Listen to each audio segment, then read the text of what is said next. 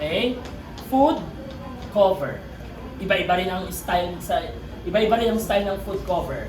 Okay? So basta pangtakip sa pagkain, food cover. Siyempre, table napkin, hindi kakalimutan.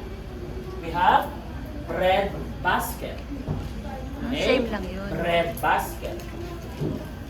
We have ice bucket. Okay? Sa yellow, ice bucket. We have tissue holder or napkin holder. Tissue holder or napkin holder. Toothpick holder. Okay? Okay. We have salt and pepper shaker. Sir, ano yung whole? Okay? Bakit may 5, merong 3? Ito, salt. Salt and pepper. Okay? Salt. Ito, pepper. Pero mostly, 2 and 3 whole lang dapat. Ang 3 whole, pepper. Ang 2 whole, salt. Pero dahil ito ay 5-3, babalik na rin natin. Dahil kung 3 ay pepper, 5 pepper, 3 salt. Pero ang common talaga, 2 and 3 whole. 3 for pepper, 2 for salt. Next, we have water pitcher. Okay? Water pitcher. We have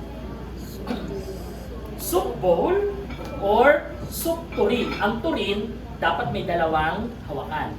That's tureen. Okay? Tureen yon. Pero ito kasi wala, soup bowl lang. Okay? Soup bowl lang po ang tawag. Ang soup tureen, malaki na may 2 hawakan. Okay po? So, para at least alam natin. Next. We have coffee pot and tea pot. Yan. Coffee pot and tea pot. Ito si coffee, ito si tea. Okay? Next. We have consume cup or consume cup. C-O-N-S-O-M-M-E. Okay? Consume cup. Ginagamit po ito sa soup. Okay? Pero lalagyan nyo rin siya ng underliner. Okay? So kung ito, consume cup. Pero pag pinatong, parang sa coffee, consume cup with saucer or with underliner. Next, we have sugar container. Sugar container.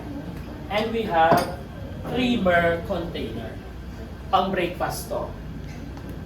Pang asukal, pang gatas.